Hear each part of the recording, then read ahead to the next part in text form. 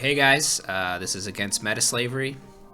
I didn't really have time this week to make a video like I was doing with the script and everything, and thought I'd talk more off the cuff this time about some of my philosophy about gaming and about WoW, World of Warcraft, because I spent so much time playing this game. First, I had the question, is WoW a competitive game? And the answer is yes. And I think it's really easy to find examples of WoW being competitive, PvP being the prime example of competitiveness, but also speed leveling, who can clear a raid or a dungeon the fastest, more so raids than dungeons though. And also kind of like who has the best gold farm, who has the best gold per minute farm, or gold per hour farm, or all this kind of things. But it's not only competitive, right? Is WoW only a competitive game? No. It's not Dota. It's not Call of Duty. It's an MMO. And if you look on the Wikipedia definition of MMO, it says that massively multiplayer online games, so not particularly role-playing games, we're talking about all massively multiplayer games, include a variety of gameplay types representing many video game genres. And so if we look at the video game genres, and this isn't something we always think about, at least I wasn't always thinking about it, but it's something a game designer might think about, is you have action, action-adventure, adventure, role-play, simulation, strategy, sports, MMOs, and then all of these kind of open world sandbox games, and you have video games categorized by purpose, so what's the point of the game? And I think my biggest point is that WoW encompasses pretty much all of this. And if we only concentrate on the action part, right, the raiding or the PvP, or we only concentrate on the pretty much action adventure part, I guess, then we lose a large portion of the game. That when you have a huge group of people all caring about being world first and fast and efficient in their raids and stuff, over all this other crap, you start to lose these nice moments that can be in games, like a naked night elf dancing on a mailbox for money, or a naked gnome dancing and you trade him powerful mojo and say like, hey, I think you'll need this, bro, or whatever. Like those moments, we as gamers, if we're so obsessed with being world first and seeing as the best gamers or whatever, when we aren't, the majority of us are not,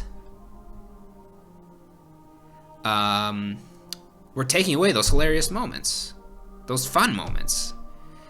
And I'm not saying don't raid if you want to raid. I'm not saying don't PvP if you and compete and all that kind of stuff. I'm not saying that. I'm saying there's all these other things in WoW. And I wrote this little list here. Maybe you were taking a look at it while I was rambling on. That, yeah, what can you do in WoW? You can level, you can raid, you can PvP, farm gold, items, play the auction house, do the economic side of things. And you can collect things. There are collectibles in Classic and TBC. There's pets, non-combat pets. There are some mounts you can get. And other cosmetic items like tabards, or pretty much just tabards, and other fun little things, you know, like the Fullborg trinket from the Ashen Vale quest that turns you into a Fullborg. All those could be in the collection part. And of course in retail they have a whole game. They literally have a chart you can open that has, well, this is what you can collect, this is what you've collected, this is what you can collect, and here's a little hint on how to get it. But like, there's a difference between going to Wowhead. I want to get all the pets, and you just follow what Wowhead says to get all the pets, and you just look them all up and you follow them. There's a difference between that and trying to do that in game without Wowhead. And like, the more people who aren't, you know, sort of min-maxing and caring about all that stuff, I have a strong feeling that the better the game will be, the more inviting the game will be, the more chill the game will be. I'm really looking forward to TBC No World buffs to see what happens when people are walking around on their mains all day instead of raid logged. Yeah, and so after collecting things and stuff like that, sorry, that was a little bit of a tangent. Anyway, there's the roleplay, which I don't think you need to be on a roleplay server to roleplay. You can just start roleplaying. People will start flaming and shit or whatever, but it doesn't matter.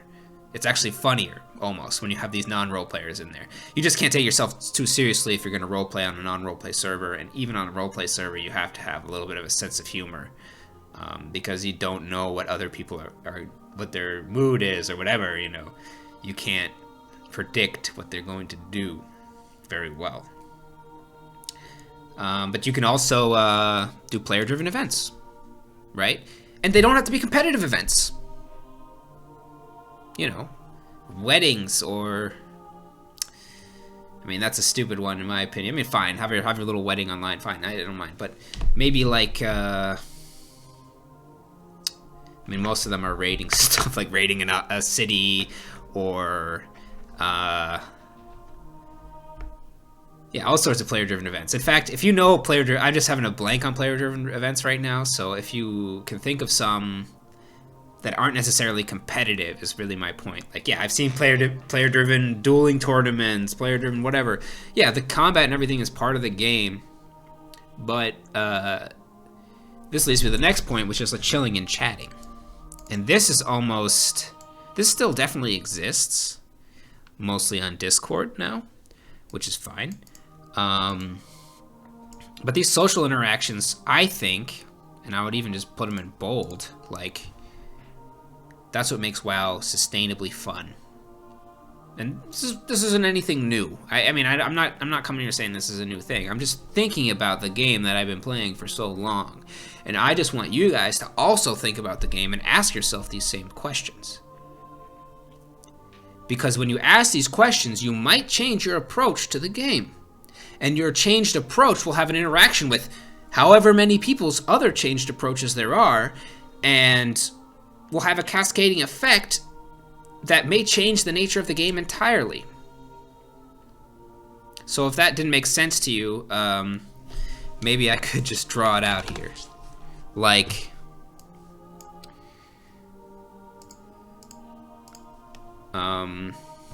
if you have a lot of people, so you have a lot of people that would normally go like through this door. I'll just make it doors, right? So we have doors. And this is the door most people go through. Raid / PvP / min-max, right? It's a fun door. It's good to be in this door. This door is what has kept WoW alive. But then there's this other door. And this door contains all those other things I was talking about.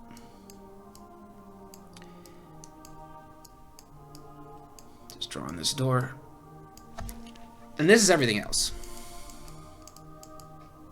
And this is a bad representation because everything else is actually probably like 300 doors. I haven't thought of everything that people can do. But if you're stuck in this door here, you won't even see this door. You won't even get there. You'll just be stuck in this door. You'll be going through there every time. Raid PvP min-max. Raid PvP min-max. This is the game. Raid PvP min-max. And I can, you know, I think there are just games that do Raid PvP min-max better than WoW. That if this is what you want to do and only what you want to do, I think there are games that do better. The glory of WoW is everything else included in all that. So you have all these raiders and all this min-maxers and stuff. But maybe maybe one of those raiders has another character named Father Derek. I mean, this is from my own experience. Some dude named Father Derek, level 1 priest, starts shouting he's going to have a sermon. You know, group of us follow him along, and he starts giving a sermon, and it's just hilarious. You know, I mean, he's like talking about the pressure. It's just, you know, it's a beautiful thing to just sit there and watch that stuff. So, yeah. So anything, these everything else's are like thousands of possibilities of stuff that we could do in the game that could be in the game that we haven't discovered yet because we're playing around. But we're so obsessed with this crap, with this raid PvP min-maxing crap that, and it's fun to do it. I don't necessarily want to call it crap, but it's raid PvP min-max that we forget about everything else. And Yeah, I mean, I think that's really my major point, and you should ask yourself, you know, about the game. And you might be able to create something that is truly beautiful and unique and awesome. And if you're only in this world, you won't find that stuff. You might find it if you're a world first player in terms of finding the new strategy or the new meta, but as an average player like myself and most people play the game, you will not find that stuff there, okay? You will not find it. You aren't playing and thinking about the game enough to find it, but you can find stuff in this store. So yeah, again, and you can see why the level 58 boost is terrible, because it just removes, you know, it removes half of this, so it's just lev now instead of level. It's just lev. Again, I don't agree with the 58 boost, and you can look at my video on my perspective of that.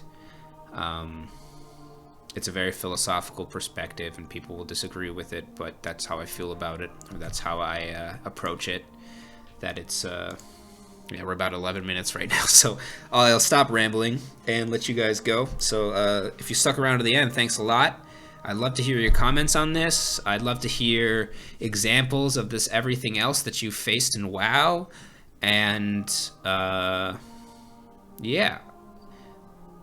Against meta slavery is not against raiding and PvPing and min-maxing. It's against only viewing the game in that way, and not viewing it in the other ways that it can be viewed in. And to realize what path you're going down to, okay? Those are really my main points, and when I have more thoughts, I'll share them with you guys. But those are my main points about WoW. And going into TBC, do you want to be blind? I mean, do you want to be like knowing everything, exactly where you're going to go, and you just follow the steps? Or do you want to take a risk, have some fun, you know? And yeah, I'm just rambling on at this point, so I'll go ahead and cut the video. So thanks a lot. Like and subscribe if you liked it. If you have any insights or you want to talk about any of this stuff, write it in the comments below, or send me a message, and I'll get back to you as soon as I can.